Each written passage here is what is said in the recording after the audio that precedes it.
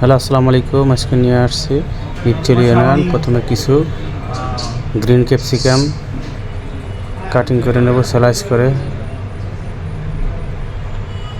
তারপরে কিছু yellow capsicum cutting করে নেব পরিমাণ মতন। তারপরে রেড ক্যাপসিকাম কিছু স্লাইস করে নিতে হবে পরিমাণ মতন। তারপর কিছু রেড চিলি স্লাইস করে নিতে হবে।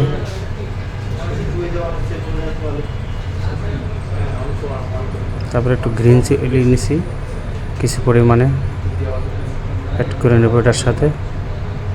এখন অনিয়নগুলো কেটে নেব সুন্দরভাবে। এখন একটা পাত্রে আগে থেকে বিফ জুলিয়ান করে রেখেছি, তারপরে আদা নিয়েছি জুলিয়ান করে, তারপরে বিফের সাথে একটু ডিম নিয়েছি, মাখিয়ে নিতে হবে। এখন বিফ আর জিঞ্জারগুলো, তারপরে একটা কড়াই নিলাম, কড়াইটা হিট করে নিলাম, কিছু পরিমাণে তেল দিলাম সয়াবিন তেল, সাথে কিছু গার্লিক দিলাম পরিমাণ মতো।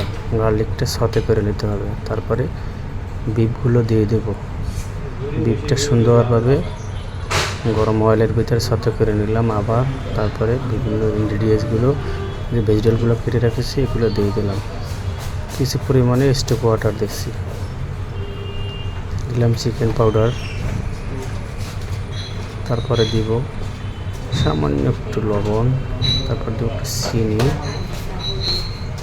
তারপরে একটু সাদা গোলমরিচ, তারপরে থাই ওয়েস্টার সস পরিমাণ মতন, তারপরে একটু ম্যাগি সস পরিমাণ মতন, একটুখানি সামান্য ফিশ সস, তারপরে একটু সয়া সস দেব।